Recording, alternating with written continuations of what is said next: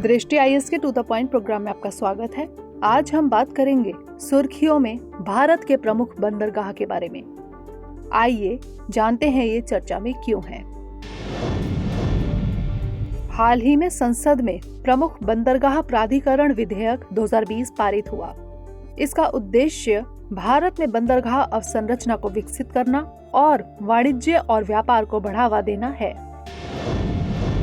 आइए जानते हैं प्रमुख बंदरगाह प्राधिकरण विधेयक 2020 की प्रमुख बातें। इस विधेयक के माध्यम से प्रमुख बंदरगाह ट्रस्ट अधिनियम 1963 में बदलाव किए गए हैं। यह विधेयक प्रमुख बंदरगाहों के ऑपरेशन में पारदर्शिता लाने में सहायक सिद्ध होगा।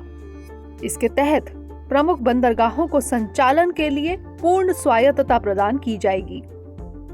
प्रमुख बंदरगाहों के संस्थागत फ्रेमवर्क को आधुनिक बनाया जाएगा। प्रमुख बंदरगाहों के लिए गवर्नेंस मॉडल विकसित किया जाएगा। आइए जानते हैं भारत के प्रमुख बंदरगाहों के बारे में। भारत में वर्तमान में 13 प्रमुख बंदरगाह हैं जो ऑपरेशन में हैं। ये बंदरगाह पत्तन, पोत परिवहन और जलमार्ग मंत्रालय के अंतर्गत आते हैं।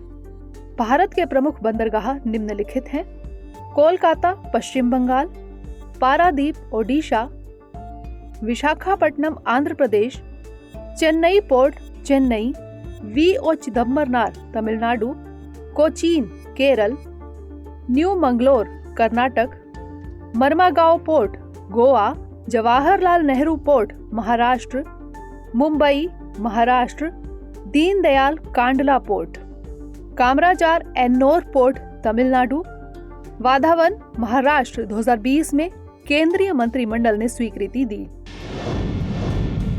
आइए जानते हैं इससे जुड़े कुछ अन्य महत्वपूर्ण तथ्य। नवी मुंबई स्थित जवाहरलाल नेहरू पोर्ट भारत का सबसे बड़ा कंटेनर हैंडलिंग पोर्ट है। अब बारी है आज के प्रश्न की। निम्नलिखित कथनों पर विचार कीजिए। पहला, हाल ही में प्रमुख बंदरगाह प्राधिकरण विधेयक 2020 संसद में पारित किया गया।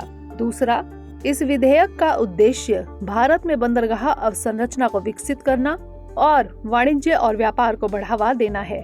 तीसरा, नवी मुंबई स्थित जवाहरलाल नेहरू पोर्ट भारत का सबसे बड़ा कंटेनर हैंडलिंग पोर्ट है। उपर्युक्त में से कौन सा या से कथन सत्य है या फिर है? ए केवल 1, बी केवल 1 और 2, सी केवल 2 और 3 या फिर डी 1, 2 और 3। इसका उत्तर हमें कमेंट सेक्शन में जरूर भेजिएगा। अगले सेशन में किसी नए टॉपिक के साथ मिलेंगे। तब तक के लिए धन्यवाद।